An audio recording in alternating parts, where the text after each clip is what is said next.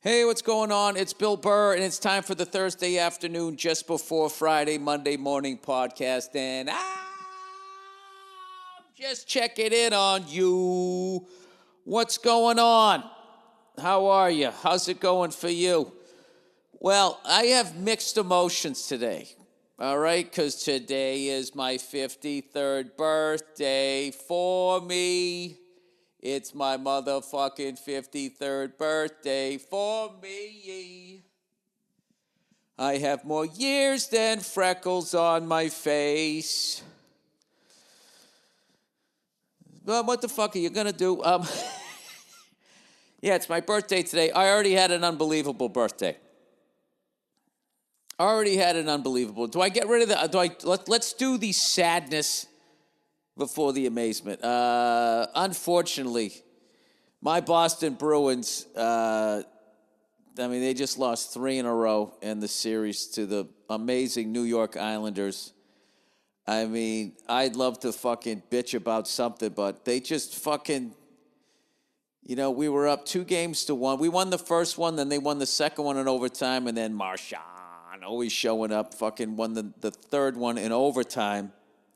And it was feeling like we were going to tip it in our favor. Or I felt like at the very least that I just felt they were really evenly matched. At least I did before those last 3 games. And I just thought, like, okay, this is going to be one of these back and forth. But it was crucial to win the first one because I don't see either one of these teams blowing a series lead. How wrong was I? We were up 2-1, and then they just ran the table. And whatever they figured out, I don't know hockey that well enough. I know that Matthew, I don't know how to say it, Barzell, I don't know. It's A-L. It's fucking weird. That guy just fucking, I don't know. He just took it to another level and was a pain in the ass and pissed people off and got a fucking Lady Bing candidate to spear him in the balls, and then he'd be back on the ice 2 seconds later setting up somebody for a fucking power play goal if he didn't score himself. That kid, 29, Brock Nelson, was everywhere on defense, and Varlamov, their goalie, he just, I don't know, he was just always in position. I will say that. Because everybody was like, oh, my God, he's playing unbelievable. I didn't see an unbelievable save. The fucking guy was just where we were. He was never, quick pass, and all of us didn't seem like that. All of a sudden he's rushing to the other post, and he just doesn't get there in time or made a great save. He just was fucking. He was just there. All waiting. Remember that? Reservoir Dogs?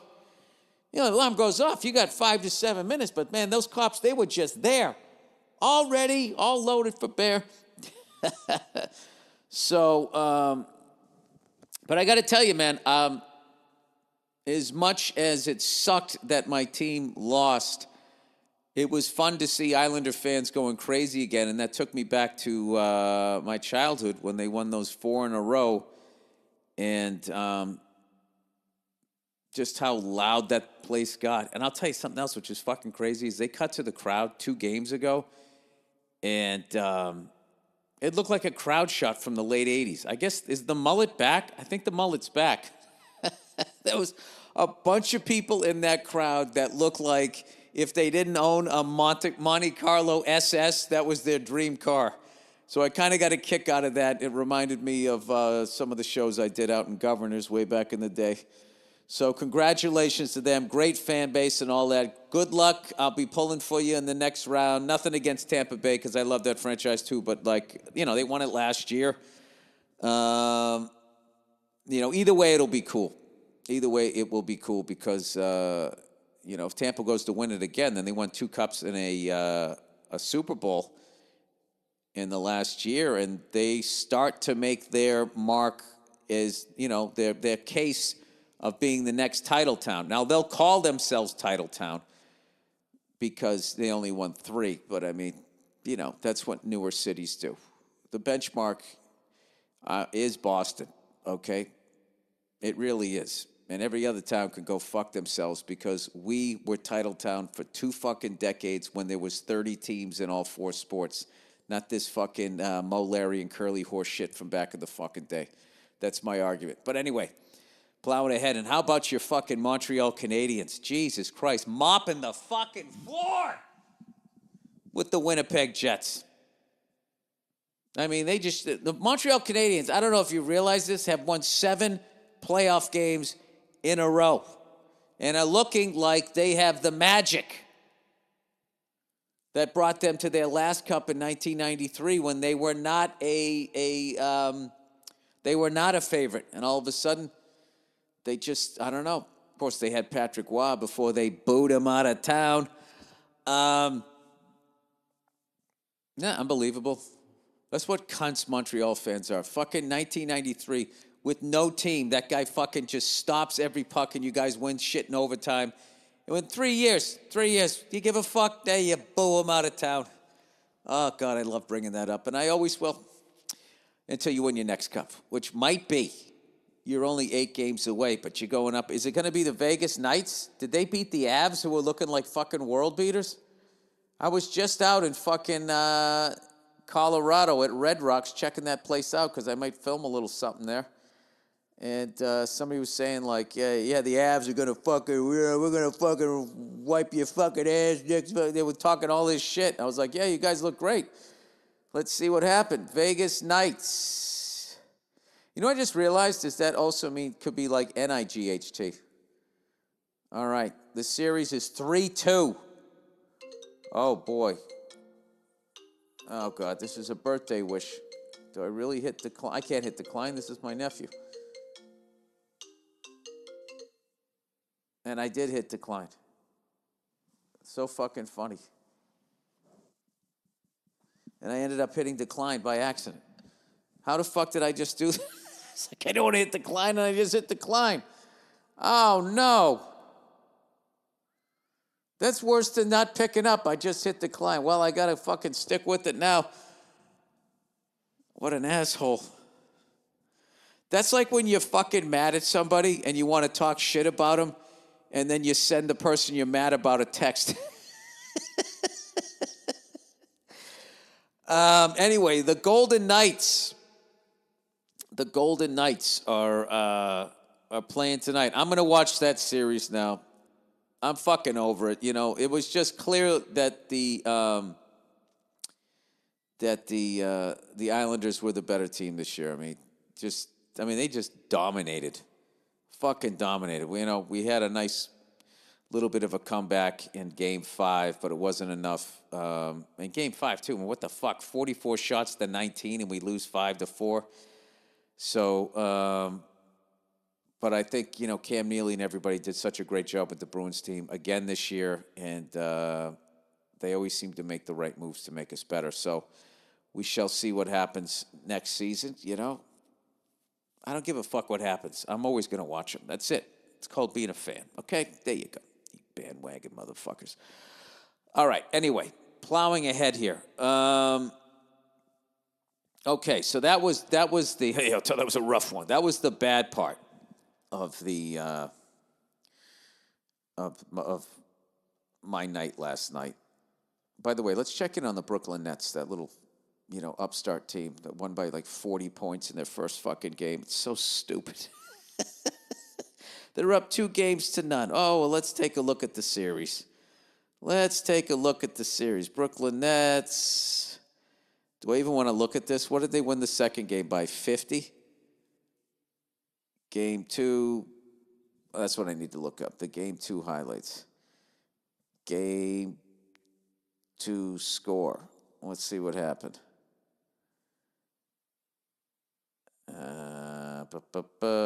Game 2, 125-86.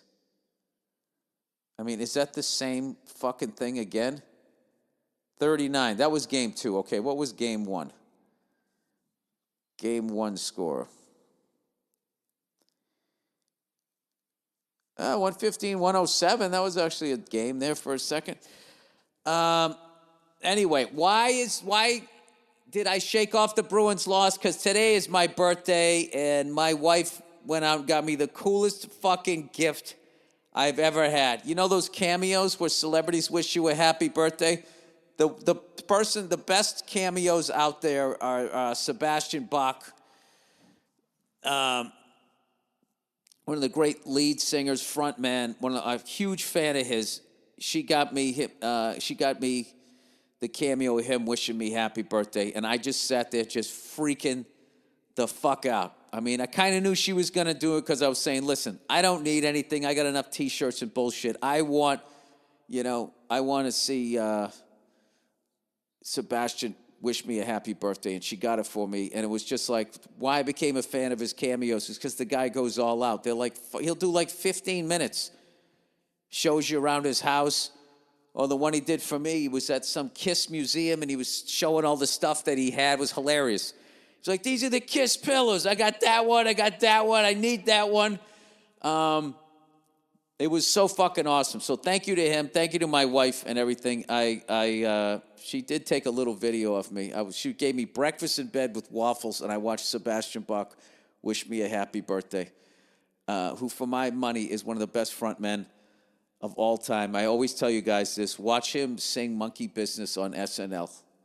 And the guy's, he's acting like he's at the fucking O2 Arena. And, he's in front of like 400 people, and the guy is acting like it's 4 million. It's what it's all about. It's what it's all about. I love that guy. So thank you to him, and thank you to my wife for making that happen. It was so surreal. And every time he said my name, you don't understand. Like, I saw them open for Aerosmith at the Boston Garden, New Year's Eve, December 31st, 1989. I had just lost my license for drinking and driving. Things were not going for this orange-headed jerk-off. But I went to that show, and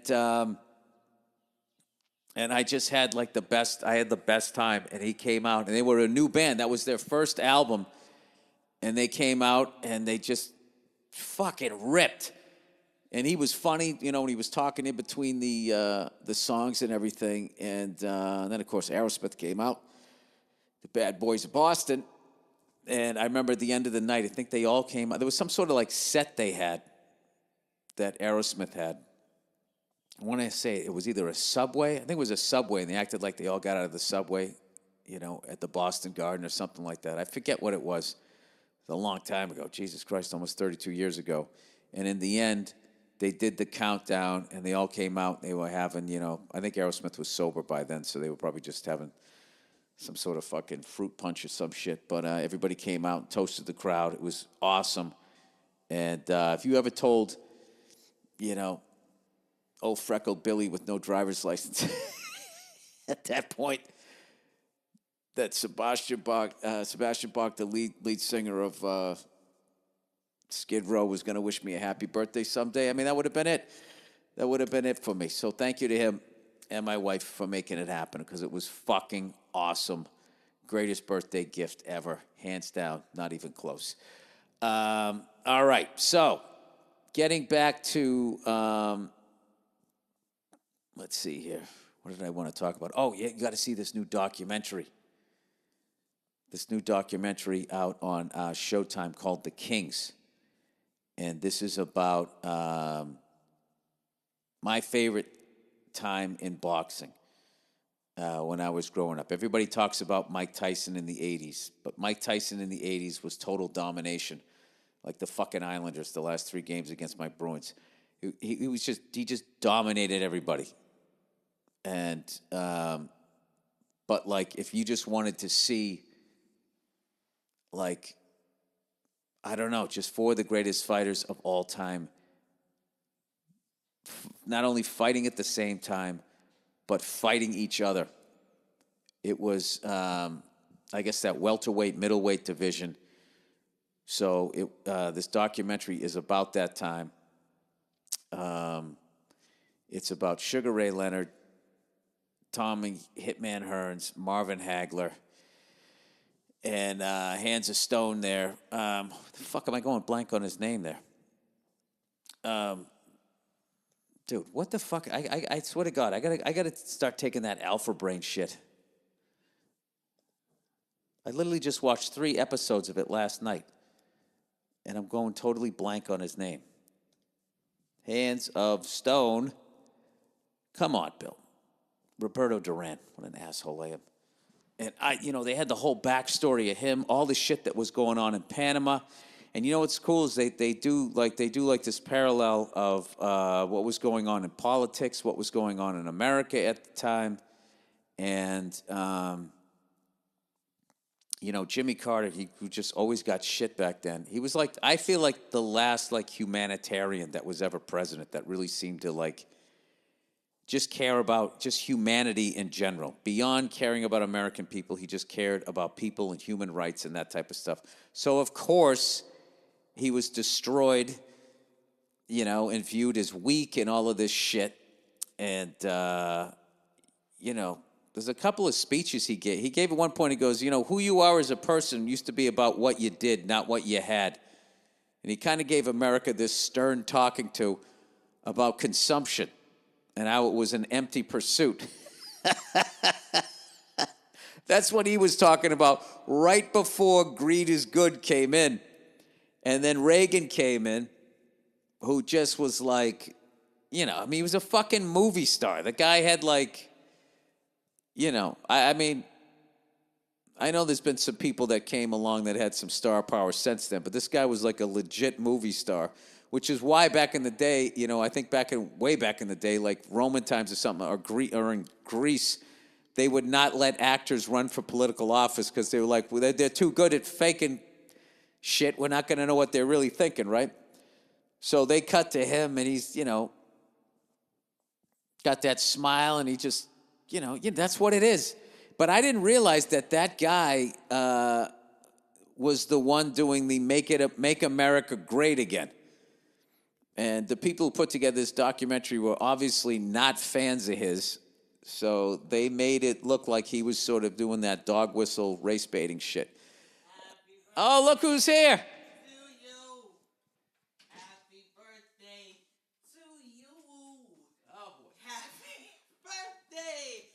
Oh, Billy, baby.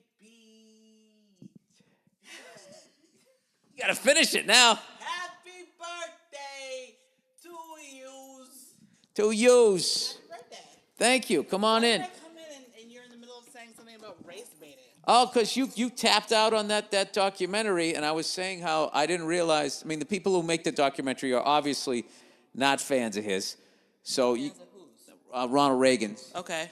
And he was the guy that did the first Make America Great Again. Mm-hmm. And he was doing that whole, getting back to the way it was. White people, we look back, the good old days for us and not the good old days for you guys there. So he was doing that. Now, whether he was just being, living in his white world when he said it, but they were saying that he was doing the whole dog whistle thing for, let's get this back to the way it was. But I will say this, though. They did show this part in the documentary, which was a part of America that I remember when I was a kid, where, there was guys who were just like the milkman, and he could make enough money to have a stay-at-home wife, and all he did was drive a truck, drop off milk bottles, and pick up empty ones. The simplicity of that life, and he had enough money to have a house, and if his wife wanted to work, she could work. If she didn't have to, and everybody was fine. And you had food on the fucking table. And they were talking about, they showed this great video. That memory is about as white as the milk he delivered every day. Nothing? Why? People had that. Black people had that too. I know, but I just wanted to make a milk and white joke. I know, it wasn't great. I just wanted to do it. Oh, now who's race baiting? So The old race bait. The old race bait. So anyway, listen to me. Try to sit next to me too, because my stupid fucking thing is screwed up. I have two microphones, but they're messed up now. Do something else for your birthday right now, but it requires me kind of being on my phone. But I'm here for you, baby. Hey, so why did you come out here if you're not going to be on the podcast? Came out here to be loud and be like, "Happy birthday!" All right, well, are you going to be lay down next to me here? Are you going to be here this afternoon? I'm not doing shit today. Okay. All right. Just making sure. I do have to leave for the gym in like 10 minutes. So what are we talking about? So they were showing how Old face? When Old face killer? when Detroit in the 60s was sort old of the face. Say hello to my old friend. Trying to think what other puns I could make today. All right. I thought you came out here to participate. I didn't think you came out here to just trash me. Did you tell them about your birthday gift? Yes, I did. It was fucking awesome. What does he sing, by the way? What do you mean, what does he sing? What is The entire Skid Row. I don't know what they say. Don't 18 in be nice. life, you got it. 18 in life, you know. Do they say, don't need nothing but a good No. time? Do they That's say? Poison, you asshole. Or they say, ragdoll, daddy's really cutie. That's Aerosmith, you jerk face. Pour some sugar on me. That's Def Leppard. I said jump. That's Van Halen. Go ahead and jump. Or what about Back in Black? That's AC/DC. What about I'm impressive that you know all these songs. I wanna rock. That's Twisted Sister. Do they sing SATURDAY? Nice. That's the Bay City Rollers.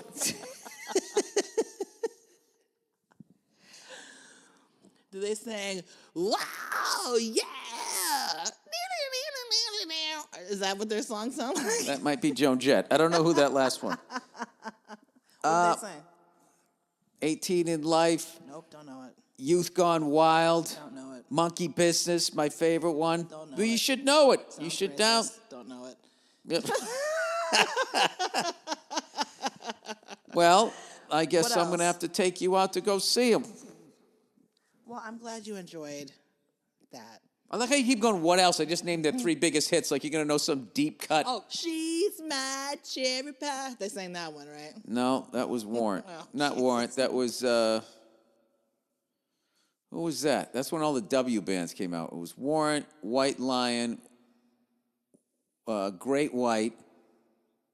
Do they sing, heaven isn't too far away, or whatever those words are? Yeah, I forget who that was, but that's when it was ending. That's when it was like ending, and then Skid Row came along, and they fucking were crushing it. Oh, they say, girls, girls, girls. Motley Crue. Oh.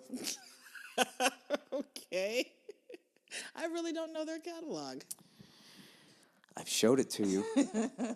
How many times have I showed you that clip of them on SNL when they sang Monkey Business, and he just fucking just destroys. Well, that's great. I'm kind of feeling like my birthday's over, and like we're going back to just being the jerk that you always are to me. It's birthday. Anyway, so they were showing how you didn't have to have like a high school education. You could get a job in one of the big 3, Chrysler, Ford, or GM, and you could build these cars. You could afford to have a car. You could have a house, and I just remember just watching it like, why couldn't they just let us have that? Just keep letting us have that, and they could still have their fucking house on the hill and look down on blue collar people. But why would you take that away from the fucking middle class? And then what I love is that morons blame Republicans and fucking Democrats, which I felt this documentary was kind of acting, going to do, then the Republicans came in. It's like, it's corporations that own them. That's what I feel. I think they all work for the same people. But it went back to that period, and they showed Detroit before the race riots and everything, and then the white flight and all that, and what an amazing city that it was. And it's just a fucking shame that people don't get along, and then stuff like that happens, and 50 years later they're still dealing with it. That's all, Nia. That's all I wanted to say. Okay, well, all right. Yeah. You feel pretty strongly about it. Well, maybe I need to give it another chance. I did. I tapped Something, about Nia? 20 minutes into it. People have been saying for a while, where's Nia? She needs to come back on the podcast. They And miss you're me. coming out here. I missed you guys, too. And you're coming out here Feels great. phoning it in. It feels great to be back. I don't feel like I'm phoning it in. Mwah. What are you talking about? You're sitting Your here. birthday. I keep. I like how you. Don't do that. Don't do what? Because you're being sweet, and then I take a step towards you, and then you talk about my old face, and then I pull away, and then you go, oh, come here. Yeah, the old push-pull. I know. Mwah. Don't do that. How do you feel? I feel fine. I felt fucking great. When I just the cameo thing, that's all I needed. That's all I needed. You got me a couple of new hats for my fucking old bald head. I didn't get you that. The kids got you. Oh, the kids got me that. Oh yeah. The kids got you that. My daughter came in and was just like, "Happy birthday, Dad." She had that cute look, and she sang "Happy Birthday" to me. Yes. It's over. He gave me waffles in bed. That's it. That's it. That's it. So I'm done, and now I'm not doing shit for the rest of the day other than this podcast. Good. So why? Let me ask you this, Nia, because the fans want to know. Okay, why do you think the Boston Bruins just couldn't figure out the New York Islanders once they evidently figured out how to beat us? What happened? What would you say were the top three breakdowns or whatever that caused us to just get so unceremoniously booted from the playoffs? Wow, that's a complex question, but what I noticed was that Chara was like really in his head, and so that has a lot to do with it. Also, Probably because he was traded to the Capitals, but go ahead. well, that's the thing, and that just affected the whole team morale. Exactly, Bill. I mean, how do you think that affected everybody else? It's like, we love the guy. Now he's playing for somebody else. Oh, man, we're not going to be as strong as we used to be. That was pretty good, though. That until you started laughing at it, like that wasn't bad. Like missing Chara, I'll go with that. I miss him so much. All right, give me the second one. The second one, it's like, did you guys see, like, the rink? Like, the ice? Like, I don't know. Maybe it's just me, but it just felt like it looked a little, like, slick. Like slicker than normal, like a little wet. Like, I don't know. So did you think the Islanders were a faster team, so maybe they made the ice a little cooler so they could skate a little faster? I just feel like there was some weird shit going on with that. Because when I was looking at it, I was like, looks a little... All right, I like that. Okay, little conspiracy theory, little we missed the old guy. Okay, number 3, what do you got? Also, I just felt like the referees were... I don't know, like there was one guy, he was looking really... like shady to me. Like I don't know the guy personally, but like he was kind of standing in the corner. He was like his eyes going back and forth, and he was like rubbing his hands together, and he was like he was whispering to the other referee. Yeah, it's not good when the refs are whispering to one another. I was like, what are they talking about? All right. You know Well, what I mean? you know what? And so I just felt like, and then they also were like whispering to the coach of the team that won. And it was like, what are they whispering about? The Islanders. It was like, what are you guys whispering? Oh, are you on an island of your own? Like, see, what is that about? What does that mean? So, I don't know. There's just a lot of All right, that was Nia Renee Hill. going on. And I didn't like it. I didn't like it at all. I didn't like it one bit. Not one bit. So if you had to choose between the Vegas Knights and the Montreal Canadiens, who's winning that series? Ooh, well, here's the thing about the Vegas Knights. It's a gamble. Am I right? All right, Nia. Thank you. Thank you for being on. Thank you for being on the podcast, amusing yourself. Am I right? Come on, people. All right, I have to read advertising here. Thank you so much. Oh, for the cameo. Oh. That cameo, man. This is Bill reading advertising. Fucking. What does this say? All right, here we go. Butcher Box. It's pretty good. It's pretty accurate. All right. That's it. But definitely check out the Kings on Showtime. I had no idea. I always thought that Sugar Ray Leonard fought Tommy Hearns and lost the first time and then had to come back and beat him the same way he lost to Duran first and then had to come back and beat him.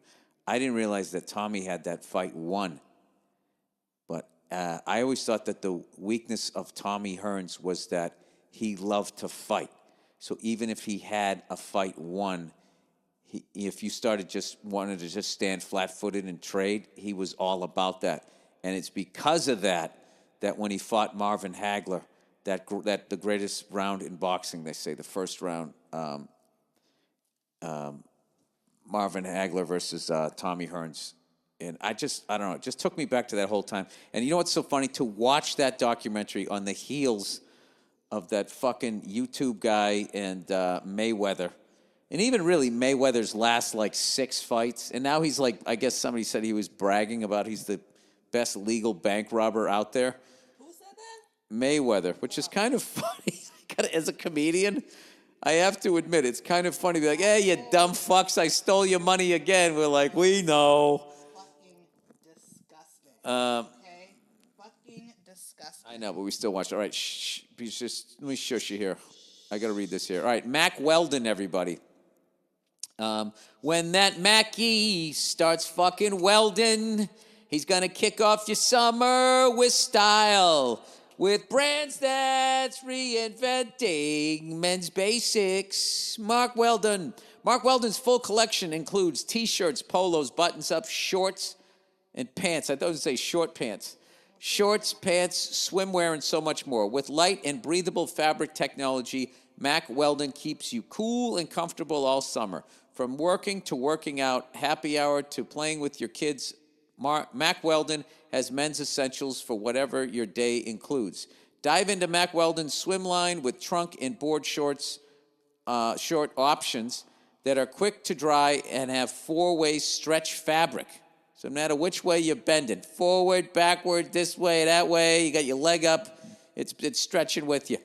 When you're not in the pool, Mac Weldon's new Maverick Tech Chino shorts and Radius shorts are the perfect addition to your summer wardrobe. They'll keep you comfortable so you can confidently power through your most active days. Mac Weldon also has a free loyalty program called Weldon Blue. Level 1 gets you free shipping for life. Once you reach level 2, by spending $200, you get 20% off every order for the next year. Stay cool this summer and looking great, doing it with all new collections of men's essentials from Mac Weldon. For 20% off your first order, visit macweldon.com, WELDON.com/Burr, and enter the promo code Burr. That's Mac Weldon, MACKWELDON.com/Burr, promo code Burr. That's for 20% off. Mac Weldon, reinventing men's basics. That's pretty good. All right, Helix, everybody. Helix? There's nobody on the planet like you. Woo, woo, woo. So why would you buy a generic mattress built for everyone else?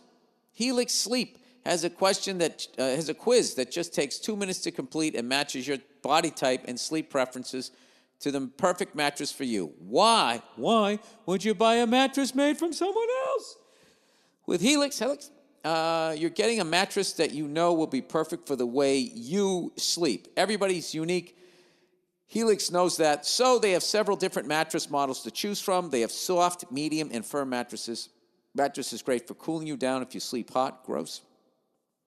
And even a Helix mattress for plus-size folks. Oh, my God. It's been awesome getting messages from so many of you who also found the Helix mattress of your dreams. What are you freaking out about? Not the copy. No. All right. Handle whatever you handle. All right. So if you're looking for a mattress, you take the quiz, you order the mattress that you're matched to, and the mattress comes right to your door, shipped for free. You don't even need to go to a mattress store again. Just go to helixsleep.com/Burr, take their 2-minute sleep quiz, and they'll match you to a customized mattress that will give you the best sleep of your life. They have a 10-year warranty, and you get to try it out for 100 nights risk-free. They'll even pick it up for you if you don't love it, but you will. Helix is offering up to $200 off all mattress orders and 2 free pillows for our listeners at helixsleep.com/Burr. All right, we got one more here. Oh, my bookie, how the fuck you doing? Hey, everybody, UFC 263, however you say it, is going down this weekend. And if you're scrambling to place your bets, problem solved. MyBookie.ag has you covered. Better yet, use our promo code Burr to grab yourself a deposit bonus up to $1,000 and take advantage of fights like the highly anticipated rematch between Israel Adesanya and Marvin Vettori. Let's be honest, the only thing more exciting than watching two beasts throwing haymakers is cash in your account when the final bell rings. And if you want NBA and NHL playoff action, MyBookie has no shortage of game lines, championship futures, and they've got the best player props in the industry. Sign up, use the promo code Burr at mybookie.com/AG to grab yourself some extra funds on top of your deposit and start your day off with a win. That's extra cash in your account. You're a cunt. That's extra cash in your account, so you get the best. You bet the best games and events all summer long. MyBookie.ag, promo code Burr, B-U-R-R. Bet anything, anytime, anywhere with MyBookie. Jesus, I'd like to tell you that was the worst I've ever done, but that was pretty average. So disappointed. Get up near the mic. I was trying to do something else for your birthday. I'm good. Sebastian Bach, wish me a happy birthday. I'm good.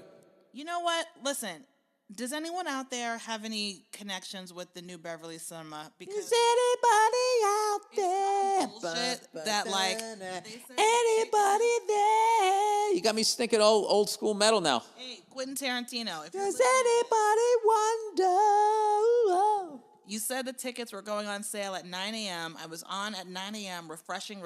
Oh! And then I just gotta know. in that time frame that I was on the podcast, I missed being able to look what I was gonna get you. Oh shit! It was a double feature, and it sold out just like that. I've All right. literally getting alerts and notifications on my Twitter for when they went on sale. I had everything set. I was sitting here refreshing. It's They weren't on Bullet sale. in the Getaway. Double feature It wasn't at on sale yet. Tarantino's movie theater. I came in here, and then by the time I finished doing my bit on it, I missed the window. Is that just the only night that they have it? It was it was 3 nights in a row, and they're all sold out. Well, you know something, that's good. That movie theaters are sold out again. It's all right. Tarantino always has great movies showing down there. We can go somewhere I other know time. I saw this like 2 weeks ago that they were doing this, and I know this was something you would have loved to see. Well, Nia, you blew it. You ruined my birthday. Thanks a lot. Oh well, I tried. Did you tell them what else I got you? You got me a hat. And You got me a blue hat. You got me a gray hat. Sebastian Bach wished me happy birthday. yes. And what's Your mom got me a cool helicopter T-shirt. No, but what are we doing later this year?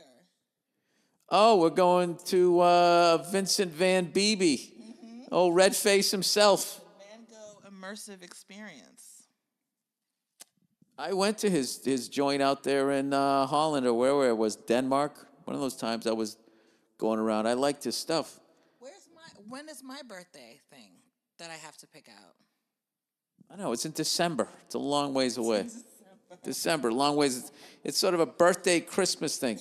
It was all fucking sold out. No. It's not a birthday Christmas thing. You don't get to combine them. My birthday's I do get to combine them. My birthday's in June. Christmas is in December. Then I'll just sign up for something and be like, oh, I blew it. I was going to do it, then I blew it. Try to make comedy gold off of this cold podcast. You stink. Okay, if I'm going to get you something, I deliver. You did. Why don't you stand outside the movie theater and we'll see if we can scalp some tickets? Come on, I'll give you fucking, I said $8. What do movie tickets go for now? They're $12 at the New Beverly Cinema. Wow, that's a bargain to see those two movies. I know. It's really a fucking bummer. I shouldn't have done your silly podcast, even though I gave the people what they wanted, which was like comedy on comedy on comedy. I mean, that whole Yeah, they're just happy just to hear your voice. ice hockey bit I thought was pretty great off the top of the dome. This fucking ridiculous person. All right, that's it, everybody. All improv, right off the dome. You should teach a class how to come in, improv on your husband's podcast, and then fuck up his birthday. That's fantastic. What's your next trick, Nia? You gonna ruin fucking Flag Day for me? You gonna ruin Father's Day for me? Oh, you're not getting shit on Father's Day. I know. You got the whole day. You got the whole day. On Mother's Day, you got the whole damn day. On Mother's Day, what am I going to get? A fucking little tie tack and a beard brush? Do they make those? All right, that's it. That is the podcast, everybody. That's it for the podcast, everybody. Thank you so much for joining us. Yes, but enjoy the music picked out by Andrew Themelis, which should be some fucking Skid Row if we're doing it right. And then there'll be a bonus half-hour footage of a Thursday afternoon, just before Friday, Monday morning podcast from a few years ago, whatever. That's how it works. That's it. Happy birthday to me. Happy birthday, BB. All right, happy birthday to anybody else's birthday out there. And the rest of you, relax. Your day's coming.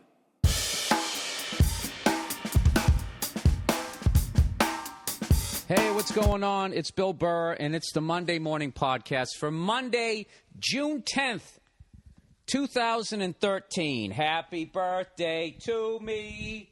Happy birthday to me. Happy birthday, you red cunt. Happy birthday to me. Yeah! What's going on? Oh, sorry, just yelled there. I'm excited. This is the first time I've been doing this podcast for 6 years, and not once have the podcasting gods ever graced me with the podcast that actually fell on my birthday. And I'm going to go out on a limb here, and I'm going to say, despite the fact that there are over 7,458 podcasts on my street alone, that I am the first podcaster to ever host a fucking podcast on his birthday. I'm putting that out there. All right? You can go Wikipedia it, Google it, or do whatever the fuck you want to do with it. I'm telling you, I'm the first one who ever did it. These other guys and women who said that they did it, they're just talking. All right? That's just talk over there. I'm actually fucking doing it. So I know what you're thinking right now. You're like, well, Bill, it's your birthday. First question everybody asks, how old are you now? I'm 45. Let me tell you something about the fives for all you youngsters out there. It's not the ones. It's not the twos. It's not the sevens. It's the fives. The fives get you. You know what I mean? 25. 24 kind of scares you, but 25, fuck. Here we go. Sliding into 30. That's when you're right on top of the fence there, right? The fucking Berlin Wall, which way am I going to fall? Free side or the cunty side, right? Aging is like reverse progress. So you would actually, when you get to the fives, you fall back over into fucking post-World War II. Well, I guess from now until forever is going to be post-World War II, Bill. You know what the fuck I'm talking about. Whenever they put up that goddamn wall. When did they put it up? They put it up during Kennedy? Or was it 1948? Or was that Israel? I don't fucking remember. 35 was a bitch.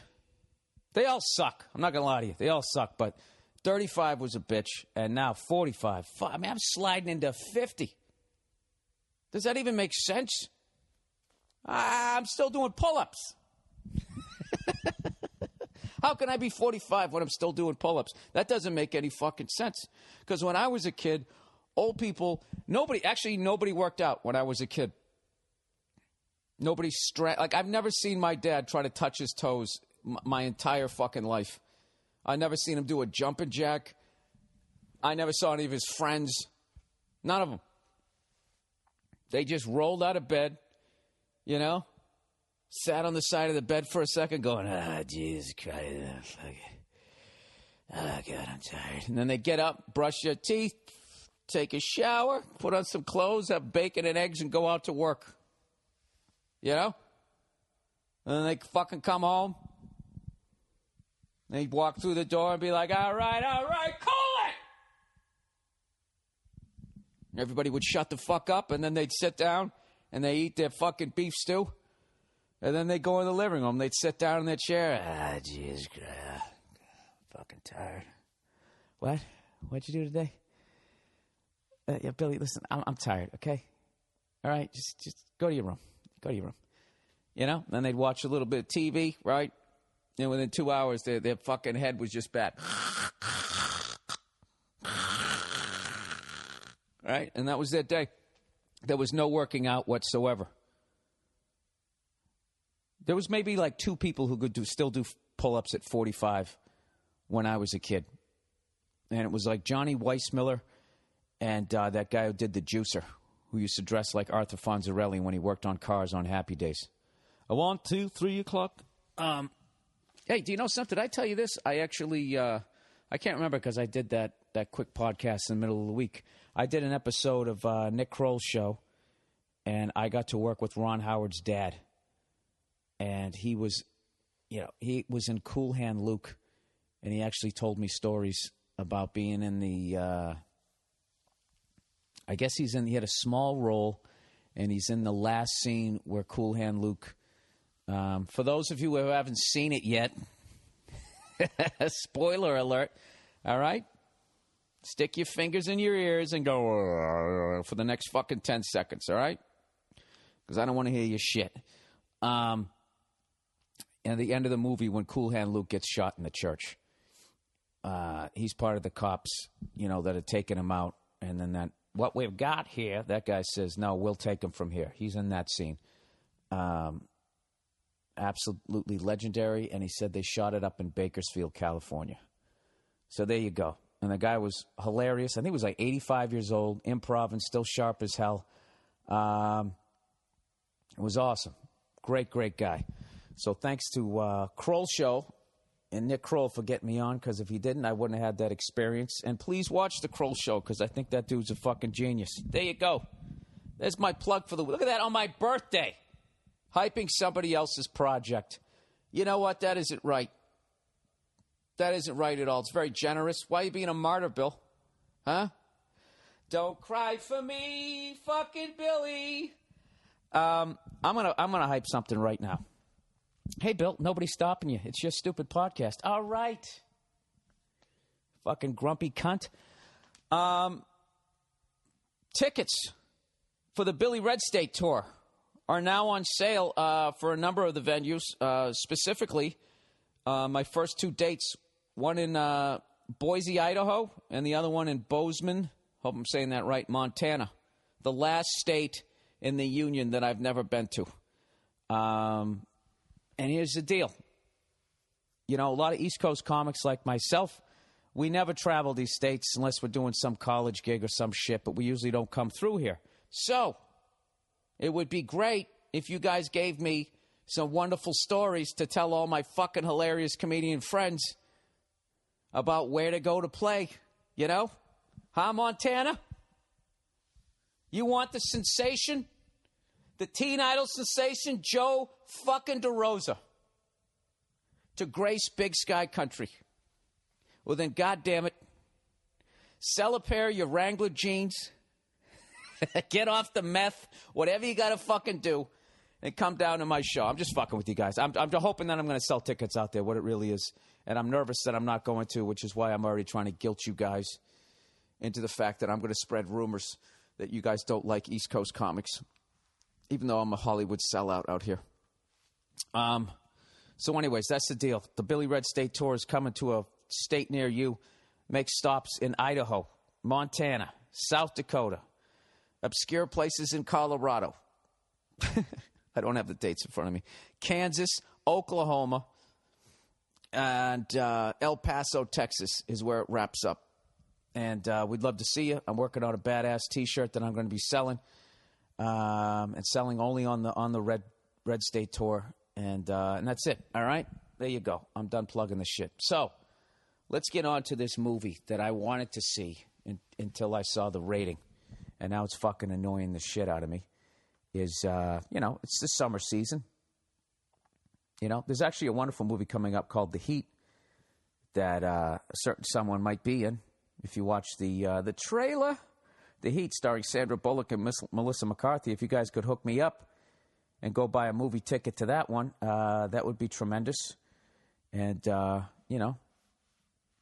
be something that I would enjoy.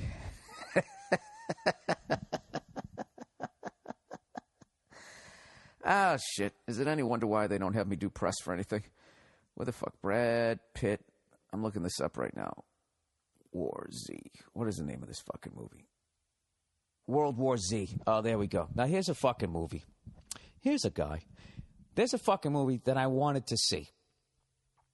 Brad Pitt, World War Z, end of the fucking world.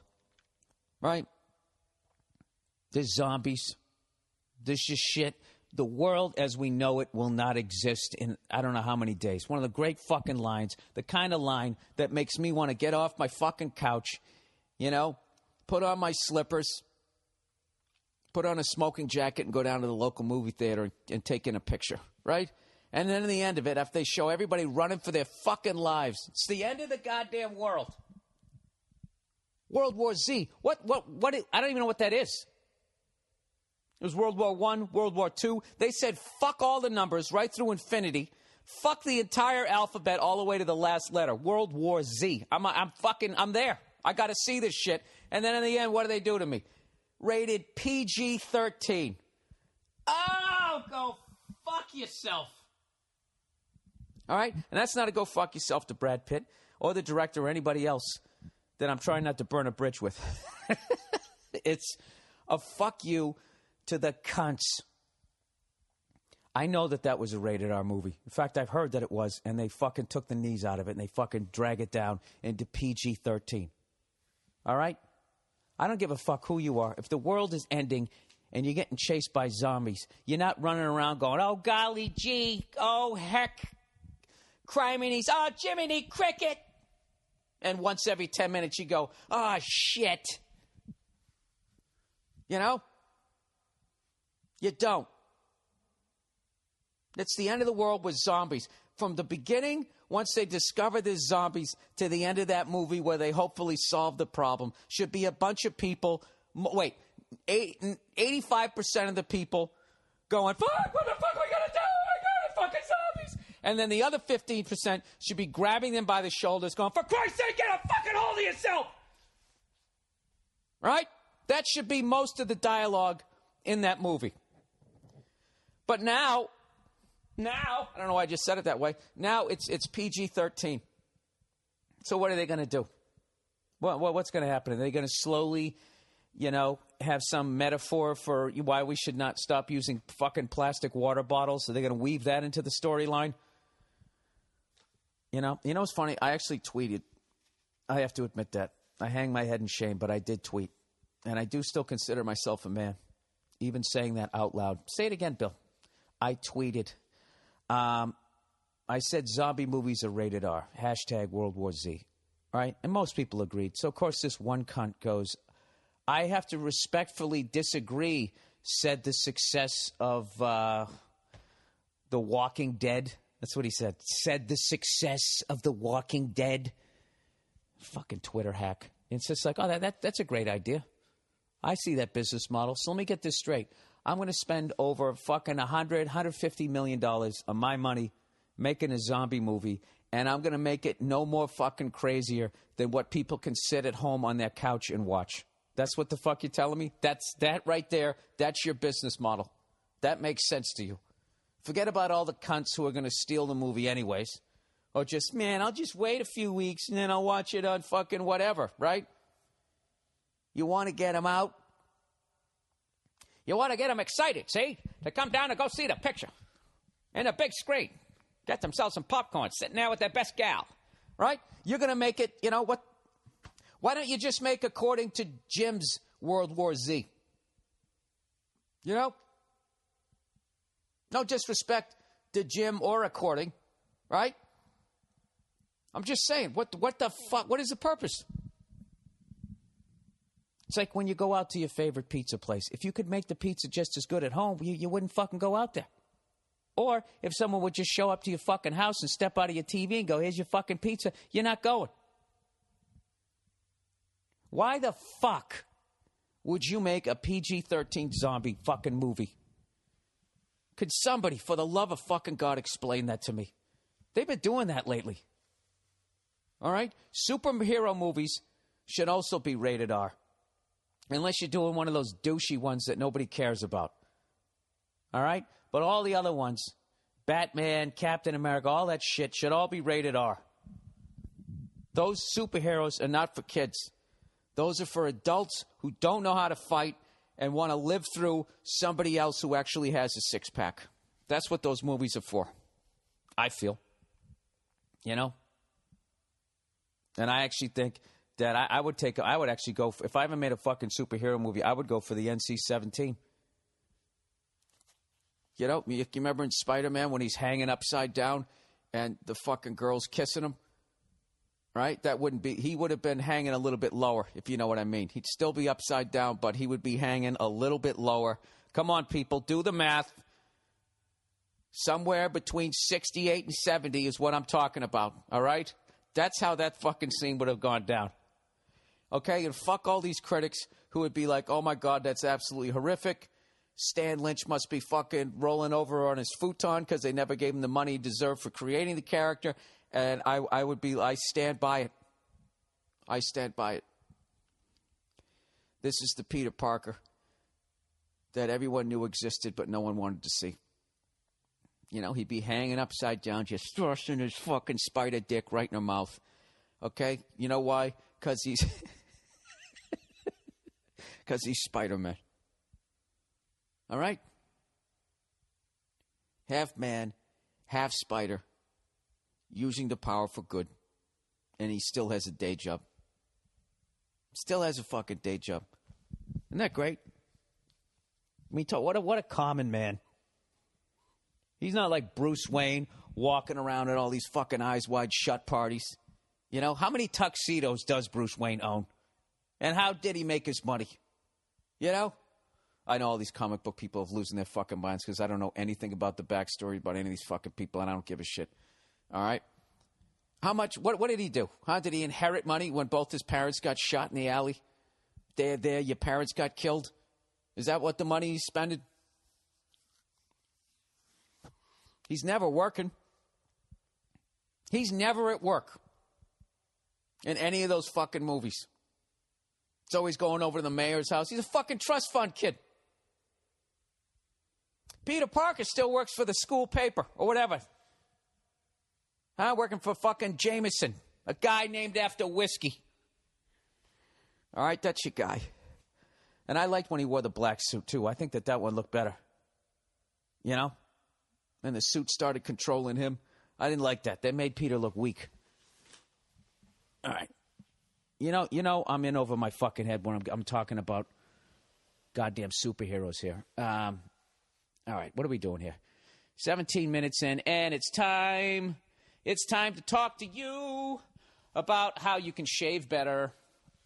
Hey, everybody, I like doing the shaving ones. This makes me feel like the old days, like when you used to watch baseball and everything was about your fucking balls or cologne, right? Or boozing, Aqua Velva, Old Spice. Put it on your nuts, right? All right, Dollar Shave Club, everybody. Get a good shave. Getting a good shave can be a real pain in the ass. Searching around through 50 different brands, matching new blades to old handles, bullshit features where your razor doubles as a flashlight, vibrator, toothpick, $20 for a new razor. It's a complete ripoff. I talked to you guys about this. They have the stupid blades locked behind glass, right? Like they're bars of gold. You know, why are people stealing them? Because they're a friggin' ripoff, all right? Friggin'. You can tell them reading advertising. They're even cursing in the copy here, so to hell with it. It's a fucking ripoff. $20 for a new razor? To hell with that. Go to dollarshave.com to get high-quality razors delivered to your door for just a couple of bucks a month. They've made it so simple to get high-quality, 100% guaranteed fucking razors sent on schedule so you never have to think about it ever again. Every month you get a new pack. Every week you change your blade. All right? And it costs a fraction of what you pay at retail. All right? I want you to try it. Go to dollarshaveclub.com/Burr. You'll get a free sample of Dr. Carver's Easy Shave Butter, which is awesome with your first shipment. Also makes the perfect Father's Day gift, the Dollar Shave Club, something he can actually use. All right. Would you like to watch TV a little bit better, everybody? Would you like to watch it more efficiently? Well, I got something for you, he says, pointing at you with his freckled index finger. Hulu Plus. Hulu Plus. You've tried streaming hit shows on your PC, on Hulu.com. Now it's time to start your free trial of exclusive content in your living room and on your mobile devices on Hulu Plus. This is why I love this thing. You can actually watch it on your smartphone, wherever the hell you go, on your tablet, I believe is what they say. Hey, Bill, why don't you just read the copy? Okay. With Hulu Plus, you get total control to watch thousands of shows wherever you want, whenever you want. Use Hulu Plus on connected TVs, game consoles, Blu-ray players, Roku, Apple TV, PC, or watch from anywhere on your smartphone or tablet on demand at all times. And with Hulu Plus, you can binge on full seasons. Watch your favorite current shows and even full series runs of classic TV shows. It's endless. They got Community, Modern Family, South Park, SNL, Monday Night Raw, The Man Show, Jimmy Kimmel, Family Guy, and more. Hulu Plus is only $7.99 a month. Look at this. You get Blades delivered right to your house. You got TV wherever you want. It's unbelievable. But right now, they're offering an extended free trial of Hulu Plus that is only available to the podcast listeners. Take control of your TV watching experience. Go to the podcast page at BillBurr.com and click on the Hulu Plus banner for your extended free trial, or go to huluplus.com/Bill. Again, the Hulu Plus banner on the podcast page at BillBurr.com, or go to huluplus.com/Bill. This right here, Hulu Plus, this is the future. This is the way you're going to watch TV. You're only going to watch what you want to watch, and you're going to watch it when you want to watch. All righty? There you go. Okay, back to the podcast here. Where the fuck's the fucking podcast, you cunt? Here's a question somebody had. Hey, Bilbo Faggins. Now, people, let's try to keep the homophobia down a little bit. He says, I went to see your show in Denmark a couple of years ago. Or a year, I don't fucking remember. Are you going to do some more shows in Europe, preferably in Scandinavia? Thanks. Why, yes. Yes, I am. I'm going to be coming over to Europe in the beginning of December. I'm going to go all Howard Dean here. We're going to start in Ireland. We're going to go over to England. Hey! No. We're going to, I'm going to start in Ireland. I haven't looked at the dates yet, but I imagine I'm going to go to all the places that I've been to before and maybe add another couple of cities. But I'm hoping to go Ireland, Scotland, England, Denmark, Norway, Sweden, and Finland again. And who knows? Maybe I can add something else. Maybe in, where the hell else could I go? I know if you get too far south in Europe, they start to like more. They're still on that Benny Hill shit. Where they want to, they want to see that shit.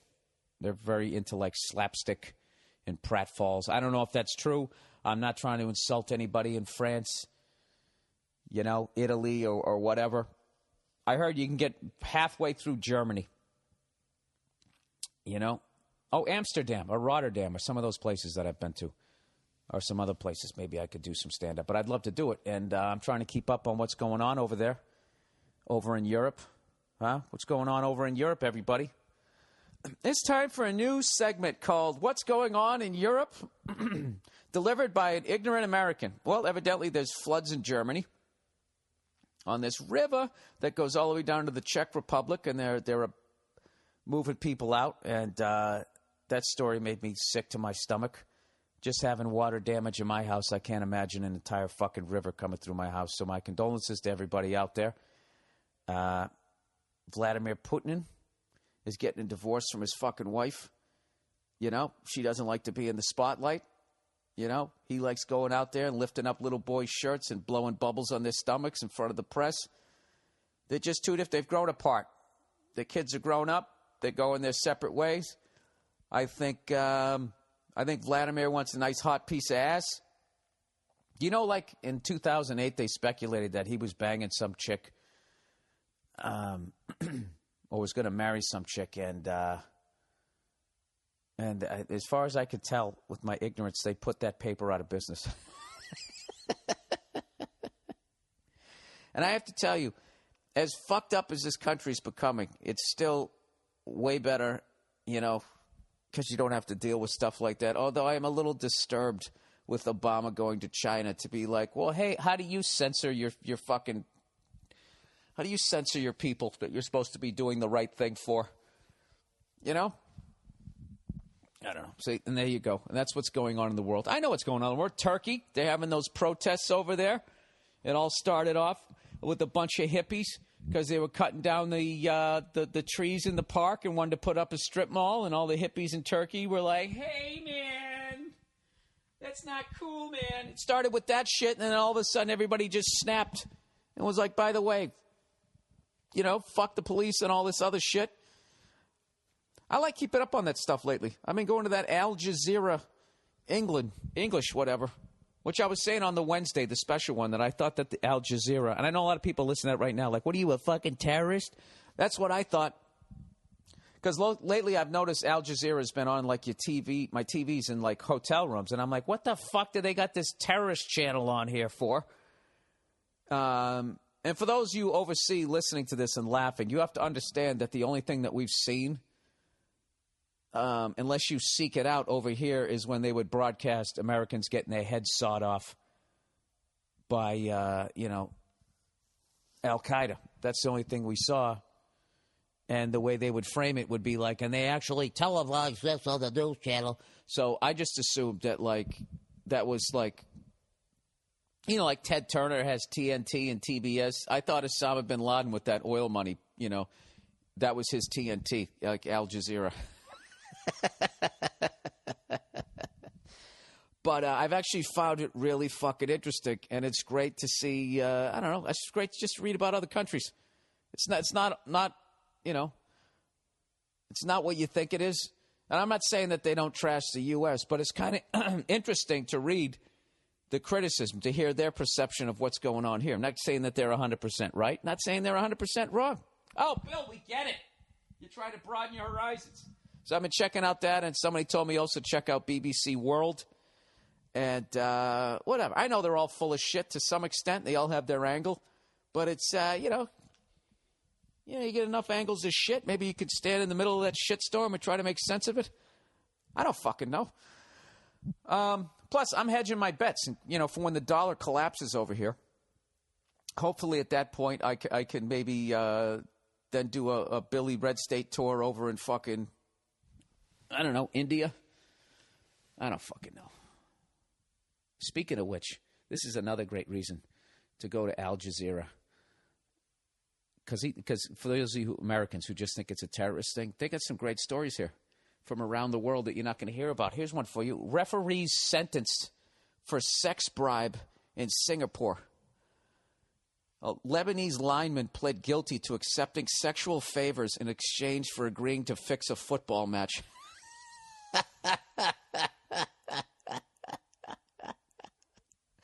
Why wouldn't you just get a hooker?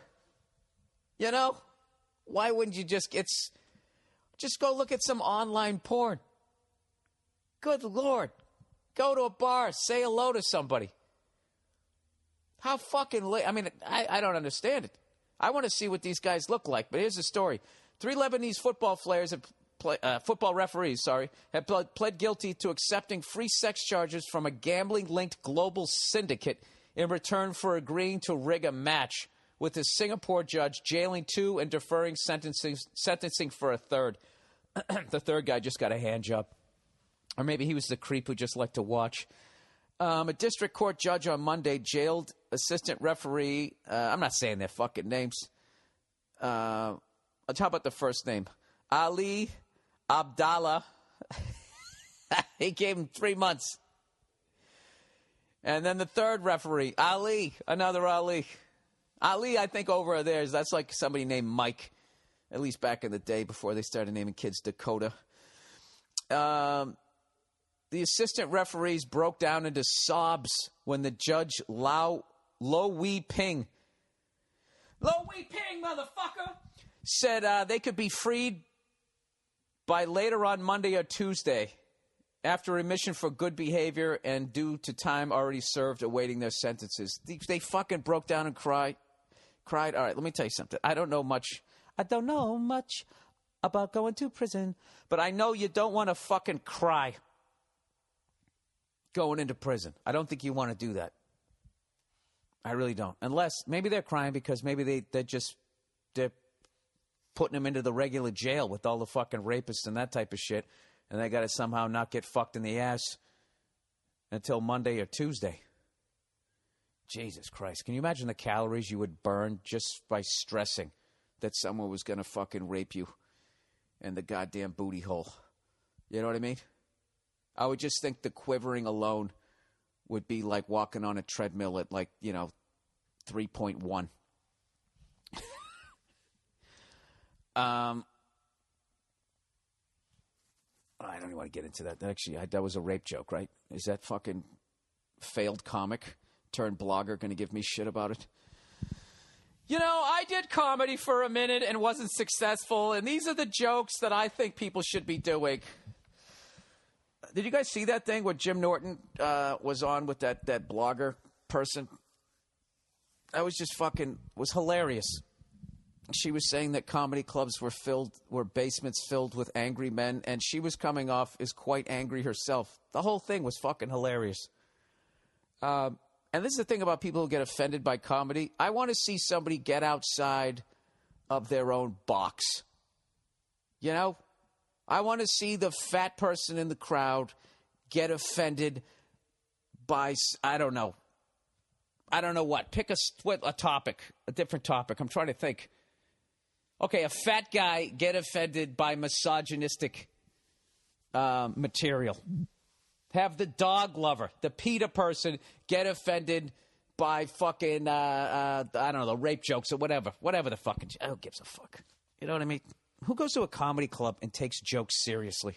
Especially as a stand-up comedian. You know what I mean? I just, for the life of me, I'll never fucking understand that. I don't know. I had the right, when I came up, to fucking talk about whatever I wanted to talk about, and I failed miserably. And I flailed, and I made big mistakes, and I offended people in the crowd, and all of that fucking shit. But that was all part of learning to become a comic. Finding what it is you're supposed to be doing on stage. It's part of the learning process. So to try and fucking just cut that off, I don't know. I think it was really just a publicity stunt. You know, when you write open letter to white male comics, right there, how much harder could you be trying to be like a lightning rod? I don't know. I don't fucking get that. Hey, I played guitar for like 6-7 years, and I'm offended by the chords Eric Clapton is using.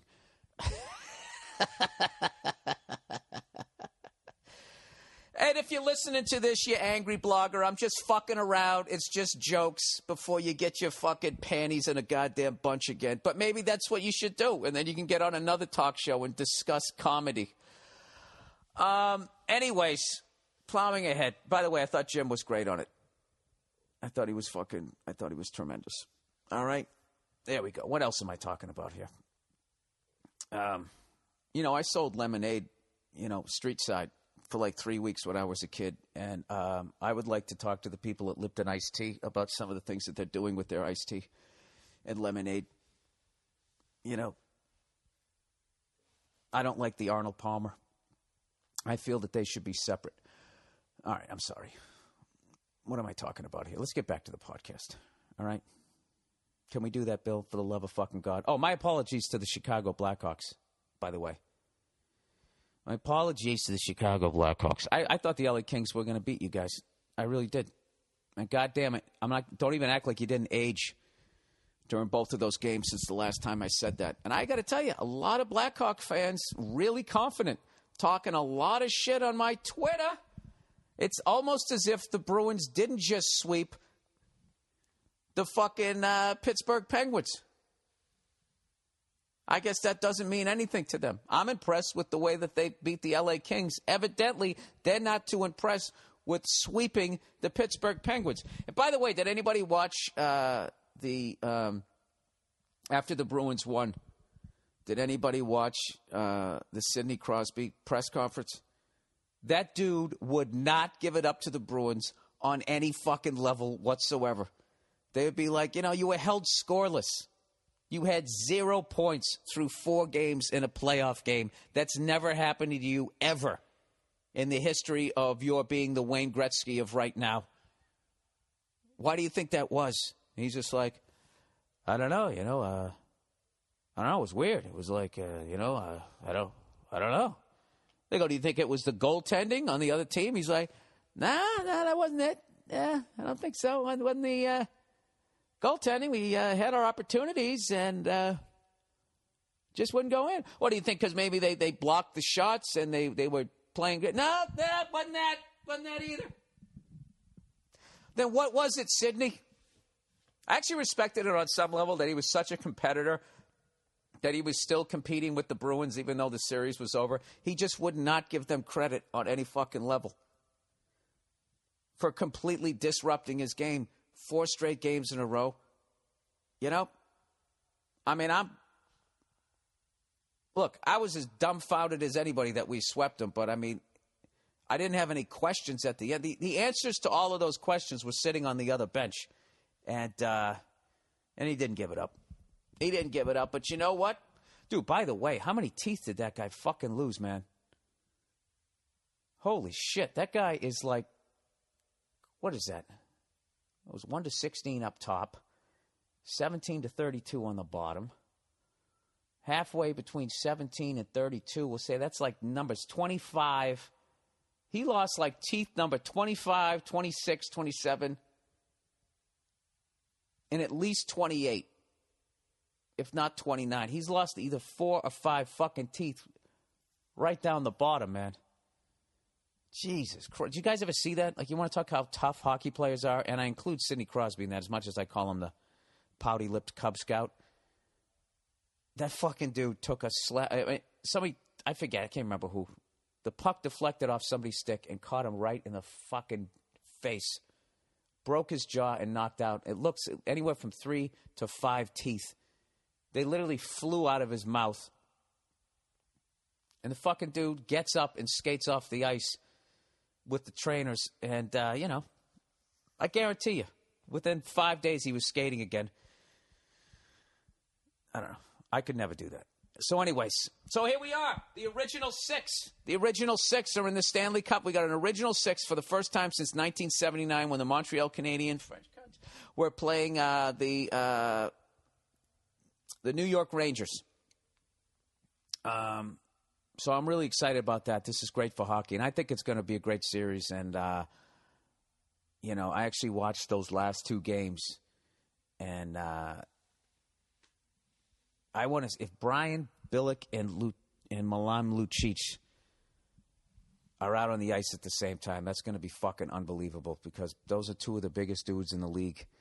And I think it's going to be a fucking awesome series. And I hope it doesn't go 6. I want this thing to go 7. I hope it's going to be a classic. Like I said, the NHL is going to be on the cover, and the NHL playoffs are on the cover of Sports Illustrated under the headline, The Best. And it's just a great time for hockey. And if there's a great, Stanley Cup final, maybe they'll get a little more respect. And obviously, of course, I want my Bruins to win. And I'm thinking about going to a game. I might go in Chicago. I already went to a playoff game when I was back in Boston. And plus, I love those Chicago jerseys, the red ones. I think those are one of my favorite ones in the league. And I want to go there. And I won't be a cunt. I'm not going to show up with my Bruins shit. I'm just going to sit there stoically. And when the Bruins score and hopefully win the fucking game, I won't do anything to get the shit kicked out of me. And I'll go back to my rented fucking Chevy Malibu. And I'll drive back to fucking O'Hare. And that'll be it. And I'll have that experience. Speaking of experiences, it is my birthday, everybody. And I want to thank everyone who wished me a happy birthday. And what was I going to say? Yeah, people are, my friends and family in life were asking me, what I wanted for my birthday. And I told all of them nothing. Look at me. Don't buy me anything. Just like Jimmy in Goodfellas. All right? I've learned something through the water damage that I had in my house when I took everything out of my fucking closets in these couple of rooms. I have so much fucking shit that I have not used or even looked at in years. And I already gave away my Fran Tarkington jersey. I know some people were asking whether it was still available. I gave that away, and I gave it away to the first guy. I read like 20 emails before I got to this guy, and he actually brought up like Alan Page, Jim Marshall, Carl Eller, Paul Krause, Chuck Foreman, Fred Cox, right? Back when men were named after dicks, and he knew all that shit. So I said, "Fuck it, I'll give it to that person." And if the person who has it is listening, please take a picture of yourself in the jersey, send it to me. I'll put it up on the podcast page if you want. If you want a little fucking shout out, and actually will stop people from suggesting that I would say that there's a giveaway when there is no giveaway. So anyways, I don't want any more shit.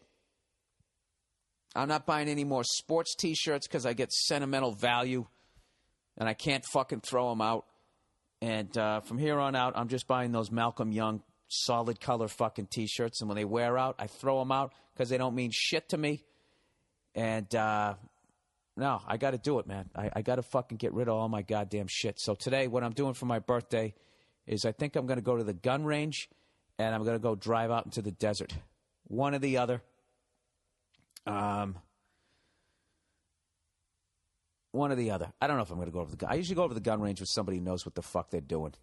I don't like going over there by myself and just renting a gun. But I got to tell you, it's oddly fucking relaxing. Who's kidding who? I'm 45 fucking years old. What? I'm not going to do shit for my birthday. All right? I'm doing my goddamn podcast, and I might go drive out to the desert because I always wanted to do that because I'm a nerd. All right? That's it. Okay, so here we go. Here's some questions for this week. Casino carpets. It says part 3, the final answer. Oh, this is like a trilogy. Like one of those spaces. You know what? Now I feel bad that I fucking came down on that girl who was fucking blogging and the shit, calling her a failed comic like I fucking know. You know what it is? If she's still fucking listening, if somebody gives her this part of it, you know what it really is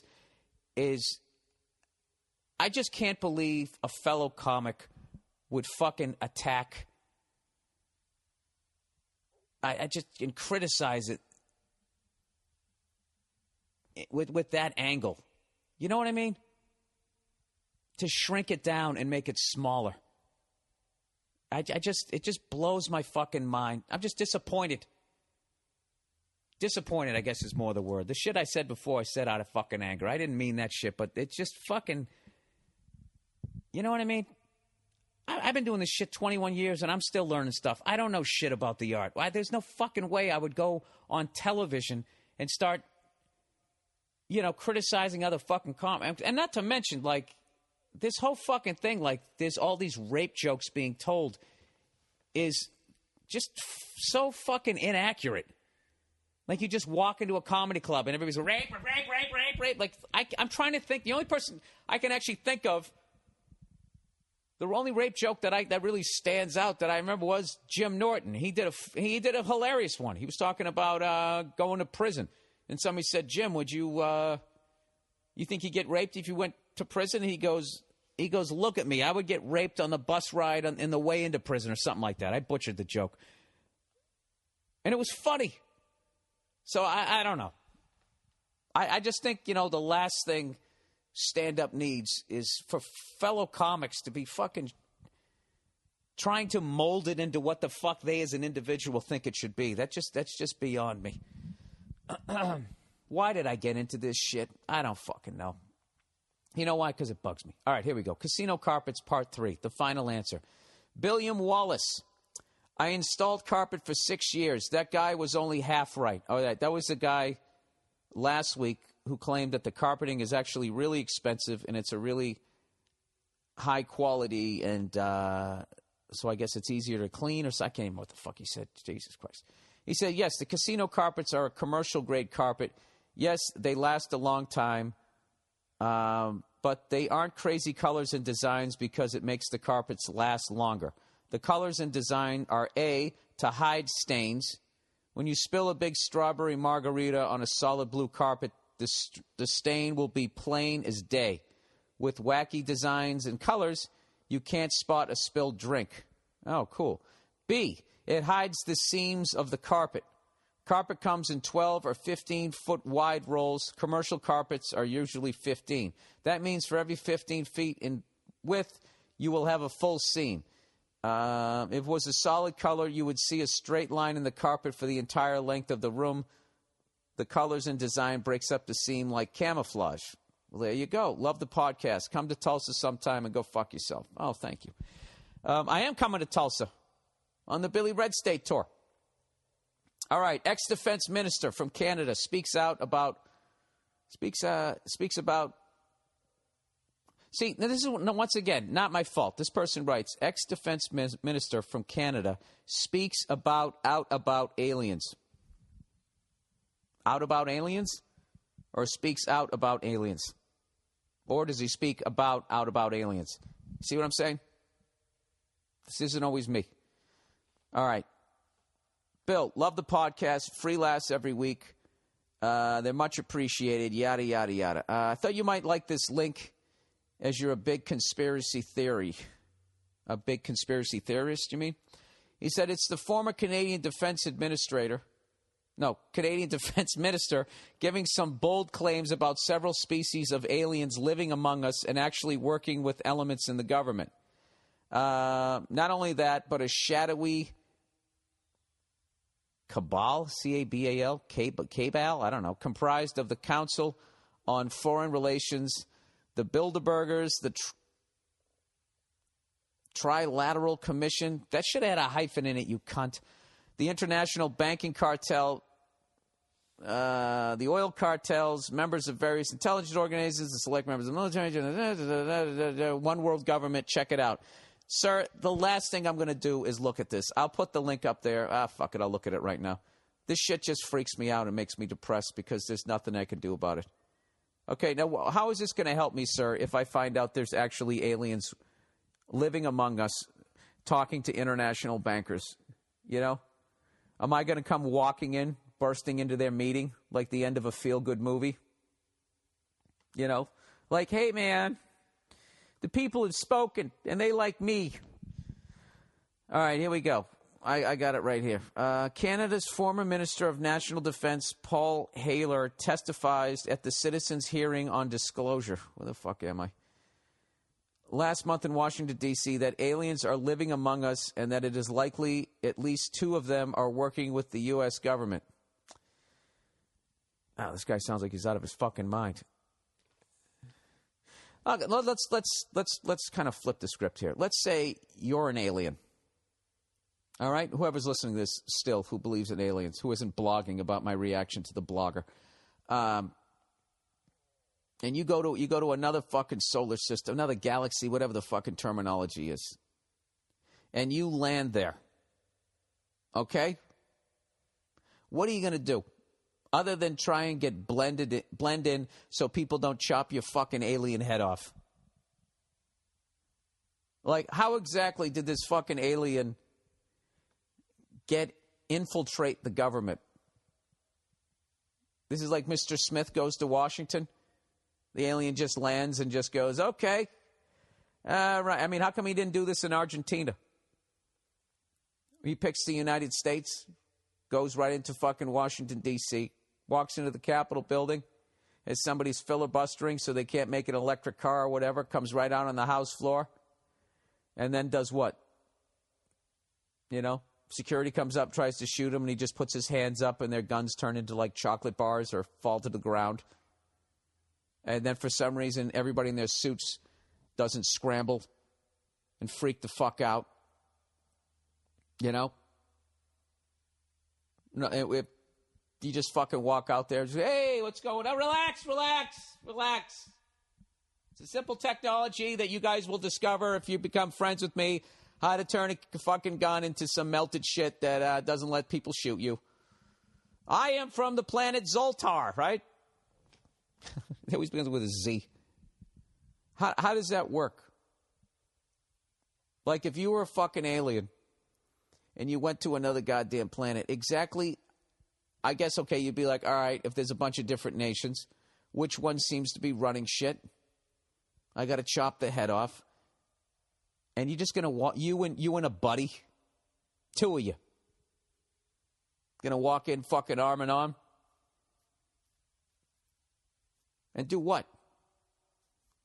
Yeah, hey, listen, I think just the simple fact that we were able to get here, you know the kind of firepower that we're capable of. For some fucking reason, we want to take over this planet. Or we want you guys to do shit the way we feel that it should be done. Who would want that fucking headache? I don't know that I believe this shit. Anyways, he believes... Hellier, whose beliefs on extraterrestrial life and UFOs are well established, made the statements at the non-governmental hearings chaired by 6 former U.S. congressmen and aimed at, according to the event's website, doing what the U.S. Congress had failed to do for 45 years, seek out the facts surrounding the most important issue of this or any other time, evidence pointing towards an extraterrestrial presence engaging the human race. All right, you know what? Even I have my limits when it comes to that type of shit. All right? I don't think that's the most pressing thing. I would say us fucking up the environment, world population, and that type of shit. It's a little more... Unless you want to throw more people from other galaxies also living here. Do they drink bottled water too? All right, here we go, people. E-voice.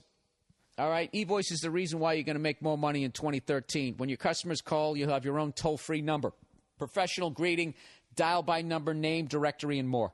You'll sound like a Fortune 5 company, even though you're still in your cubicle, and blow away your competitors. eVoice lets you give out one number that rings wherever you are. The beach, the bar, doesn't matter. You'll sound like you're at the office.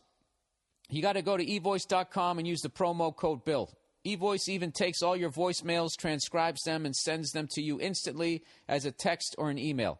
So you can check voicemails before the meeting ends and not look rude. eVoice is only $10 a month. Right now, listening to my podcast, you can get a free trial of eVoice for 30 days. Stop what you're doing. Hit pause. Stop listening to this podcast right now. Set up your eVoice and free trial and see what I'm talking about. It's a great way to support my podcast and an easy way to make more money this year. Go to evoice.com, promo code BILL. That's evoice.com, promo code BILL. Or just go to the podcast page on BillBurr.com and click on the eVoice banner right now. Okay, the Man Great system, everybody. This Father's Day. Think the Man Great. What is the Man Great, you ask? They are 100% made in America, cast iron grilling grates that are revolutionizing the way people grill. Heavy-duty grilling grates deliver exactly what you need to achieve that perfect steakhouse flavor. Chicken, steak, or veggies will never have tasted so good. No more flare-ups, no more dry meat, guaranteed. Named one of 2012's best grilling accessories by Men's Health magazine. Man Greats are the perfect gift for Dad this Father's Day. How do you get them? Well, you go to mangreat.com and enter the coupon code BURR, B-U-R-R, for their $19.99 Father's Day special, or click the Man Great banner on the show website. Sorry, 100% made in America, cast iron, 100% steakhouse quality grilling in your backyard. Remember, each Monday morning podcast order comes with a heavy-duty grilling brush. Again, that's the Man Great Grill Enhancement System. Order today, mangreat.com, mangreat.com, and enter the coupon code BURR at the checkout. And last, but certainly not least, LegalZoom. America was built by innovators and dreamers, people like Nikola Tesla, Preston Tucker, and Thomas Crapper. But it's the inventors and entrepreneurs all around us, people like you that make America such a great country. This month, LegalZoom.com celebrates innovators, inventions, and people who want to get out of their jobs by helping you launch your own dream. Apply for a patent to secure your invention. Hang in there, Bill. You can do it.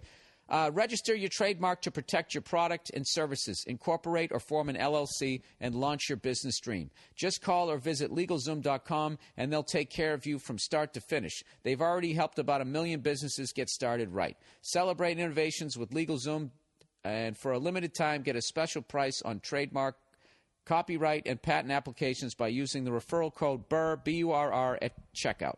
Protect your creations and launch your dream at LegalZoom.com. LegalZoom can provide self-help services at your specific direction, or they can connect you to an attorney, but they're not a law firm. Don't forget to use that referral code BURR, B-U-R-R. All right, there you go. Here we are, winding down the final minutes of the podcast. Let me close this right here. I don't want to save that. Fuck. This happens every goddamn week. Older. All right, here we go. Next letter. This letter is about an older lady. I'm a 29-year-old guy. And for the last 2 years, I have been seeing an incredibly amazing woman that is 13 years older than me. And you know what? It's not going to work out, sir. Because you're 29 and she's fucking 42. You know, that doesn't seem to work out. Women can do that. For some reason, they can do it. You know? Didn't you learn anything with Ashton Kutcher? It ain't going to happen. You know? When you're 37, she's going to be 50. Come on. 37, you can still pull a 27-year-old. You're coming home to her, right? She's starting to get hot flashes. She's taking Geritol. I mean, it's not going to work. I'm sorry. Let me continue. She's sexy, fun, and we share a lot of common interests. We talked about what direction our relationship was going to take very early on, and we decided that keeping it casual was the way to go. Smart move. Smart move. Now, what does taking it casual mean? That means I fuck you once every 6 weeks in my birthday. In my why did I say birthday? In my book. You know what it is? It's my birthday, and I want to get on with it. I want to go drive out to the desert. That's what it was. We didn't commit to each other in any official sense, but neither of us saw anyone else. Well, Jesus Christ, now you're going to catch feelings for her. Over the 2 years, I fell in love with her. There you go, and wanted to commit so we could make a real go of it. I fucked up, though. I never confessed those feelings to her. I was afraid of things eventually hitting a wall because of the age difference, so I felt safer not telling her. She recently told me she has wanted the same things I do this whole time, but she has now met someone closer to her own age, promising the real relationship I never gave her. I believe she has feelings for me, but thinks this is the best choice for her. What do I do? Do I stand up and fight for what I want? Consequences be damned, or should I let her go and accept that age difference is an insurmountable problem? On a side note, I've been in many relationships. I know myself well enough to know the difference between love and infatuation.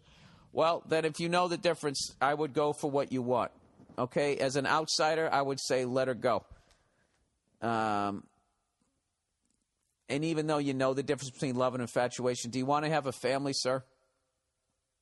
You know, because if you do, you need to marry this girl in a week and start pumping out the fucking kids because she's already 42. Are you ready to do that?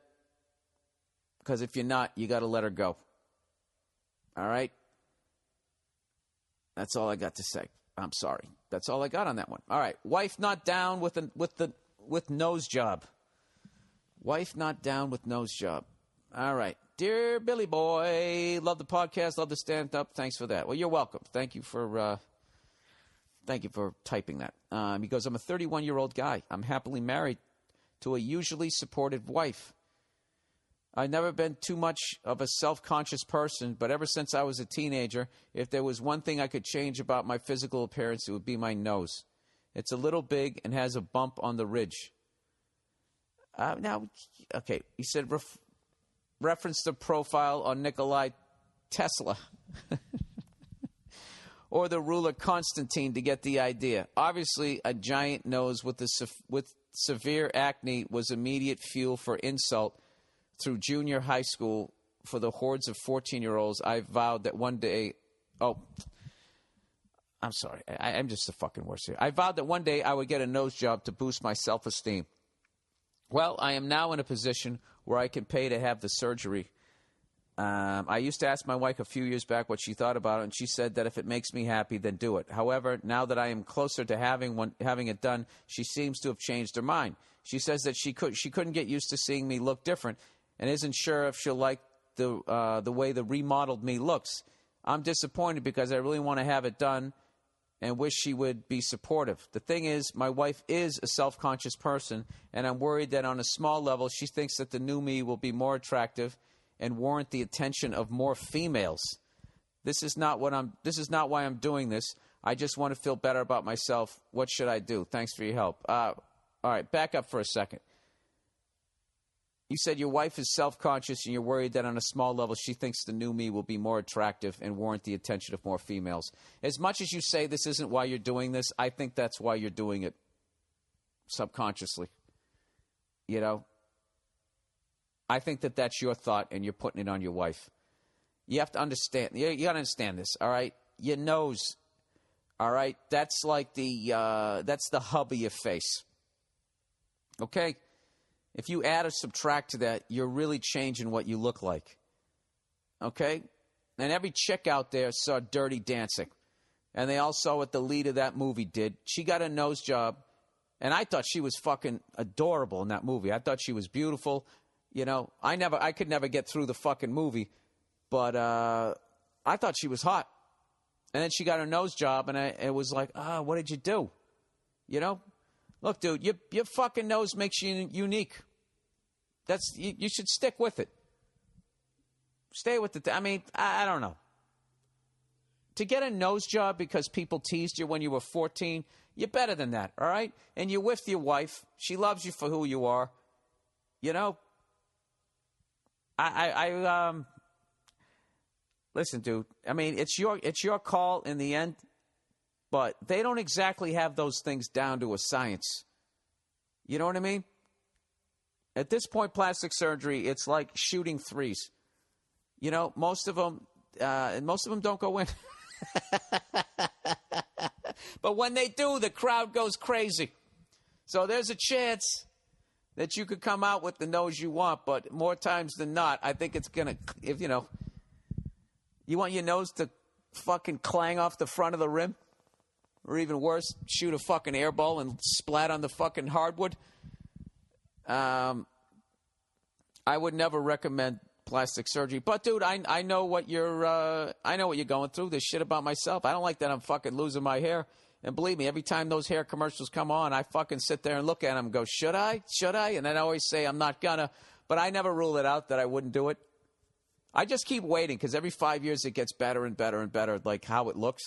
At this point now, they can just vacuum the hair out of the back and just fucking plant it up front, as opposed to having the scars and the hair plugs and having that shit. But I still, for some reason, I'm not going to do it.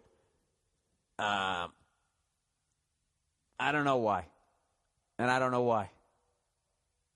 I think about it because I think, like, I can guarantee you this. If women went bald, they would all get fucking hair. They would all have hair plugs in one generation, and then they would all have that type of thing. And it always makes me laugh when women make fun of guys that get, like, a hair transplant. Like, oh, my God, as they sit there wearing makeup, you know, high heels on, and everything about them is to fucking enhance, you know, their looks. But then also I get why they don't like it. You know, because I think what they're attracted to is different. Obviously, they don't want to have some troll of a man. But I think that they may, sir, this might come back to you. They want you to be a fucking man and be comfortable with yourself. Go out there and swing a goddamn axe and bring some fucking lumber in for the fire. You know? They don't want to sit there watching you, looking at yourself in the mirror going, look at this, look at my nose. I just don't like how my ears look. You know? I don't know. My advice would be I would think long and fucking hard. All right? And you told me to look at that picture of, like, Tesla and Constantine, however the fuck you say their names. Why don't you go look up that chick before and after who was in Dirty Dancing, which is an asshole thing for me to do because I'm sure she had a lot of trauma over that. Now I'm going to fucking re-stir the pot. But, yeah. And then you'll probably be like, well, that was a nose job from fucking 23 years ago, and I feel like rolling the dice, then by all means, go for it. But why don't you do it before and after? Take a picture of your nose standing to the side, like the mugshot photo. Give me a forward and to the side, and then forward to the side in the end. And this is the deal. If you give me a before and I never get an after, then I know what happened. I'm trying to think. What was one of the songs from Dirty Dancing? Was that I had the time of my life, and I'm dancing with Patrick Swayze. He has really tight slacks, and his hair is done better than mine. Outros. How hardcore was Patrick Swayze? The guy had cancer. He's like, yeah, I'm still smoking. Go fuck yourself. That dude went out like a man. You know? He really did. So did Saddam Hussein, to take a total left-hand turn. All right? I can tell you right now, if people are about ready to hang me, all right, and I would definitely accept the hood. Please put the hood over my face so you can't see me blubbering inside of it. He said, no, I don't want the hood. He stared down everybody and was talking shit. Fuck you. Go fuck yourself. Your mother's a whore. And they put the rope around his neck. And furthermore, I said, your grandmother's mother's a cunt. I spit on you. And that was it.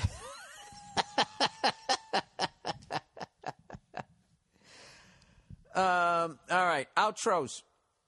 Oh, here's the outros here. All right, I guess the show is over. Once again, everybody, a couple of things. If you'd like to buy a hard copy version of my DVD for you old school people, you can now do that at BillBurr.com. You can also download it. Or you can come out to one of my shows and I'll autograph it for you. Yeah, and if you'd like to donate to this podcast and the Wounded Warrior Project, go to Amazon.com. No, go to the Amazon.com banner on the podcast page of my website. Click on the son of a bitch. Go to Amazon, buy whatever the hell you want. Doesn't change the price. They kick me a little thanks for sending them here, and then I pass it on, some of it, 10% of it, onto the Wounded Warriors Project. All right? So, that's it. Okay, now that the show's over, don't forget us to support our sponsors.